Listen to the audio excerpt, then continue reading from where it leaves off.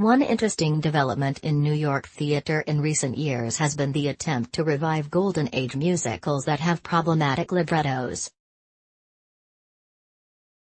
Some people try to minimize the book as much as possible and do concert versions, city center encores, musicals in mufti, while others do revisals, that is writing virtually new books while retaining the original score. Flower Drum Song, Gigi. This season's project is On a Clear Day You Can See Forever, which some of the most talented people on Broadway have tried, and failed, to bring successfully to the stage.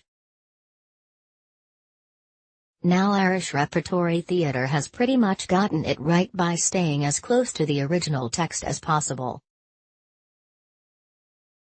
The limitations of the company's space are obvious: a small stage, no room for rear projections, which this production has in spades, and very limited space for musicians. Perhaps, though, these limitations are what's needed for what is essentially a small musical.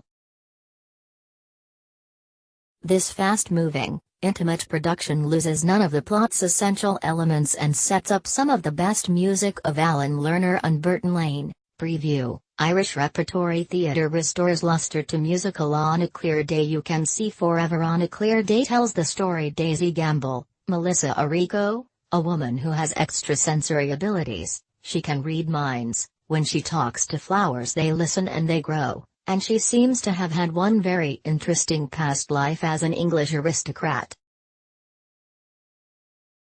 She goes to Mark Bruckner, a psychiatrist, Stephen Bogardus, to help her quit smoking.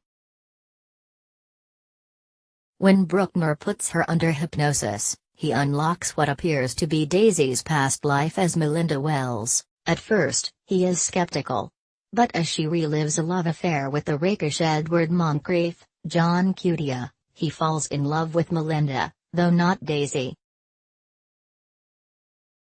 Edward Moncrief, John Cutia, and Melinda Wells, Melissa Errico, have a sketchy relationship in On a Clear Day You Can See Forever at Irish Rep. Carol Rose. To be clear, the book does show some signs of being dated.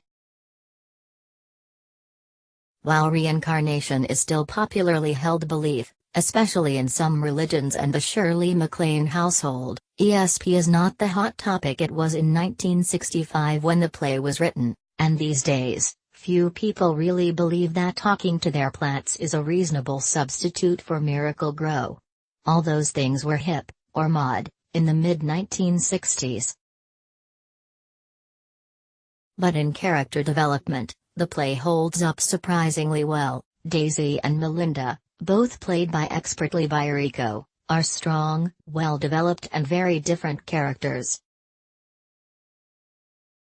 Bruckner, a character who could easily come off as a cold and manipulative as Henry Higgins, as played by Bogardus, is sympathetic, someone who comes around to believe Daisy's strange life stories. See all of the best photos of the week in these slideshows. But as is the case with most, if not all musicals, On a Clear Day's plot does what it must do, serve as a co-track on which to hang some of the loveliest songs Lerner and Lane ever wrote.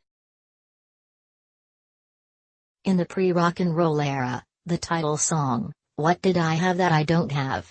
And Come Back to Me would have risen high on Billboard charts. And S.S., Bernard Cohen, It's Lovely Up Here and Melinda would have been right behind them.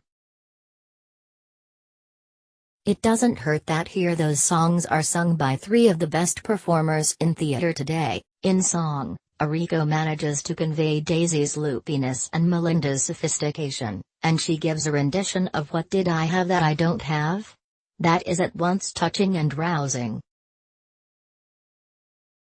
Cutia, especially in She Wasn't You, has a powerful voice that need never be amplified. And Bogardus nails the show's two signature songs, On a Clear Day You Can See Forever and Come Back to Me.